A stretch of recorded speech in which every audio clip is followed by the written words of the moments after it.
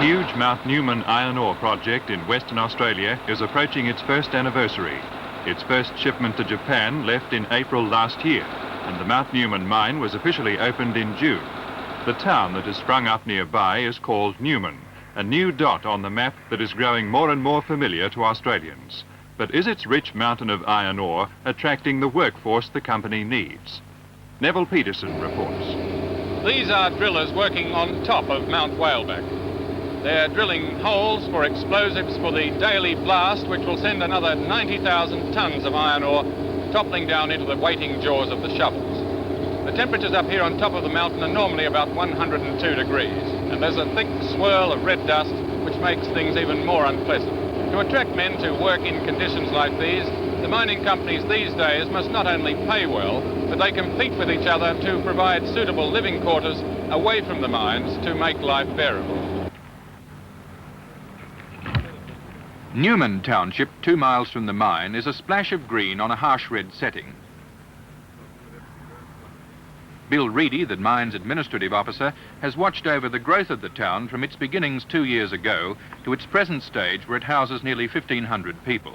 His job, to attract people to this dry and remote part of Australia and, if possible, to get them to stay. Does the company have problems? Yes, we do indeed, Neville. At the moment, we have a tremendous amount of vacancies within the company here.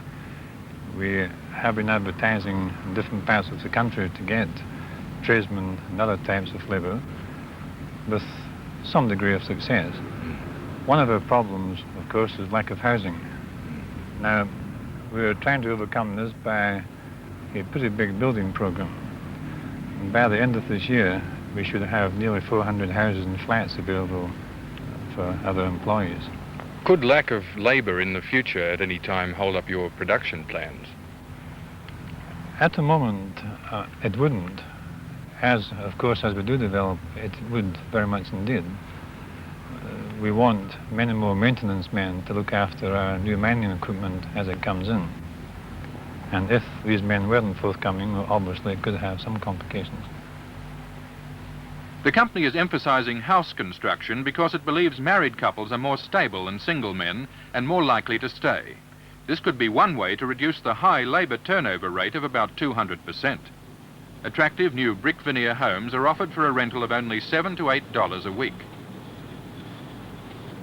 New arrivals, such as Mrs. Gloria Calcagno, find the company provides refrigerator, stove and washing machine. The houses are fully air-conditioned and the electricity and water bills are paid by the company. Mrs. Calcagno's reaction to her spacious new accommodation is very enthusiastic.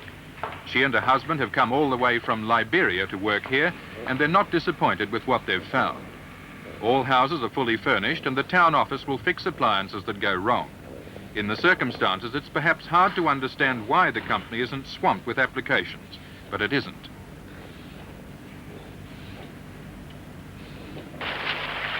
There's plenty of water despite the dry surroundings. Almost unlimited supplies lie underground and housewives like Mrs. Melba Stone use it all day to keep their gardens green. The company encourages this and provides trees and shrubs, hoes, gardening tools and even cuts the front lawns in order to make Newman look attractive. Mrs. Stone and her husband were the first to occupy a house at Newman. Why had they stayed longer than anyone else? The answer to this is very simple. We like it. We like the life, we like the climate. Ron likes his job, we like the house we're living in, we like everything about it. Other families have left, though, during the 18 months that you've been here. What reasons do you think they've had for going? I think a lot of them don't like the climate, others miss the family, others have homes in the cities which naturally they feel more attached to than they do these. Perhaps others have older children they wish to send to high school. This is one of the big reasons I think they leave. And most people are here to make money and then go. You said you'd be better off living here than in the city. Now, would you in fact be better off at Newman than in Perth? Well, yes. Financially, we're better off. In the city, we couldn't afford air conditioning, automatic washing machines and things that we have here. We couldn't afford to go out as much as we do here. And I don't think we'd be anywhere near as well off. But Newman is not paradise, and no one pretends it is. The women are quick to notice any shortcomings. I mean, if you just take the view outside, it's so crowded, all you see is into the back of everybody's house. I don't like that at all. I like a lot of privacy. And anyway, the first thing I told him when I came is I want trees planted all around, or a high hedge. You think the houses should have had more land? Yes, with all the land they've got here, they could have spaced them out much better. I think the two things we really need are a kindergarten and a ladies' hairdresser. I think the women would be very happy to see these two things.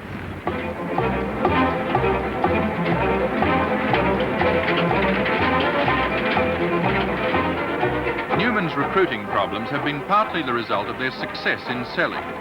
The original contract with Japan was for 100 million tonnes of iron ore. Further contracts have been signed since, and Mount Newman will now supply 280 million tonnes. In the second year of operation, therefore, 12 million tonnes will be produced instead of the original target of 5 million. Hence the urgent need for more labour. To meet the target, equipment must be kept in order, but the company already admits that maintenance is not up to standard because of the continuing shortage of skilled tradesmen and supervisors. However, the money is good. After tax, this driver gets about $85 a week. If he's a single man, he has $70 a week clear after paying his $14 a week full board. A man can save a minimum of $60 a week. Young single men are attracted to Newman by these wages. They make their money quickly and then go. This is the great transitional workforce, essential for the mining companies, but difficult to plan for and hard to build a town around.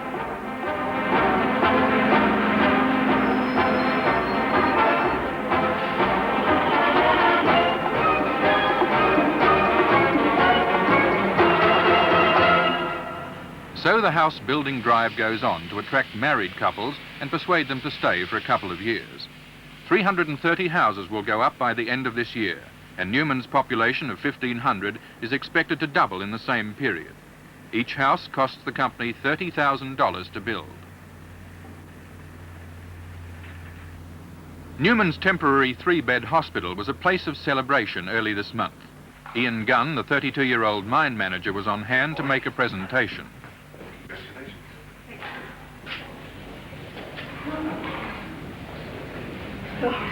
Never believe how Newman would like you to talk to him for the thing he's used for. This is the 13th baby born at Newman, and the company will make similar gifts to all future babies.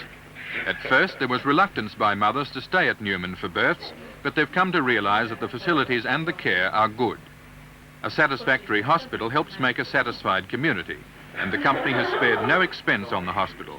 It's supplied humidicrib, anaesthetic machine and X-ray machine. Now the company is building a new 6-bed hospital.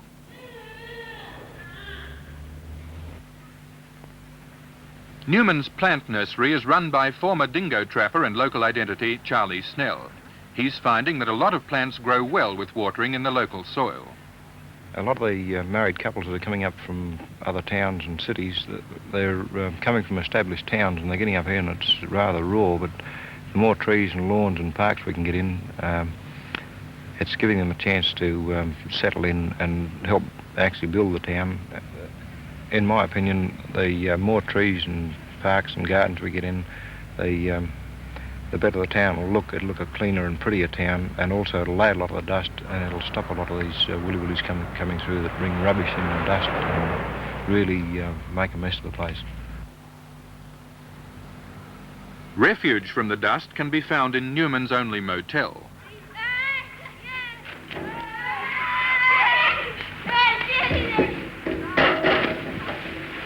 This privately run establishment shows how excellent facilities can be created out of the most unlikely of settings and circumstances. Its Spanish style is exactly right for the surroundings, and it's cashing in on Newman's flow of business visitors at $14 a night. It's also building extensions because coach tours will start calling at Newman by July. But manager Gabe Malouf also has an enormous bar trade, which accounts for most of his profits. There's a lot of drinking done here, Neville. There, at the moment, I would say, estimate there'd be about 800 to 900 people, 800 to 900 customers frequent our bars. They drink a fair bit of bulk beer. We're going through at the moment 85 to 90 18-gallon kegs per week. What would that work out per head? Well, I would say they're drinking an average of about 1.5 gallons per head. And on top of this, we have large sales from our bottle department of cans and bottles. Would this create any trouble for you, this heavy drinking? How do you avoid trouble in the bar? By and large, they're quite a good team of men. Rough and ready, as most miners are, I suppose. We try to instill in the workings of our hotel that this is a fairly good class hotel. Does the Newman Company help you in this? Newman Company is very good in this respect. They're very understanding, and they realise that if they're real troublemakers in the town, they're not wanted at all, and they will help us to get them out. I think the threat of instant dismissal by anybody who steps out of line too far helps to quell the troublemakers to a certain extent. But does this raise the possibility of human rights being infringed, as in American company towns of the 30s? No, there's no connection whatsoever between a company town, as we're talking about now, compared to even 20 or 30 years ago in America. We do not infringe whatsoever on any personal liberty in the town. They live, apart from isolation, very much as they live anywhere else in Australia. As the town is virtually company property, though, if anyone breaks company rules, can you get them out of town? Yes, if any person broke any rule and had serious repercussions on other people, destroying other people's liberty and comfort and so on, we would consider taking fairly strong action against them. Have you done this very often? We have on very few occasions. Have they got any comeback if you do this?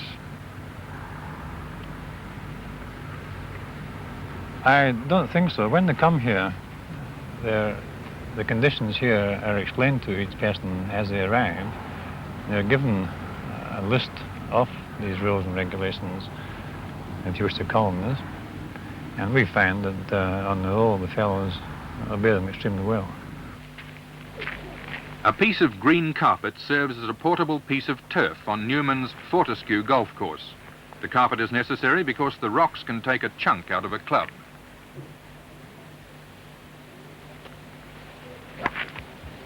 Its 9 holes of red dirt and rocks, not one blade of grass, make this one of the most unusual courses in Australia. 2 men paced off the course one day with a bulldozer following right behind, and Newman had a golf course. Although balls and clubs don't last long in these conditions, the 30 intrepid members enjoy their game. Somehow the course typifies the determination of the men of Newman to carve for themselves a normal life here in the arid northwest. The Mount Newman Company says it's in the mining business, not the town running business, and it would far rather have the town run by the Shire Council. Eventually it will be handed over. But for the moment, the company must continue to run Newman in order to provide the facilities for its workers, which no Shire Council could afford.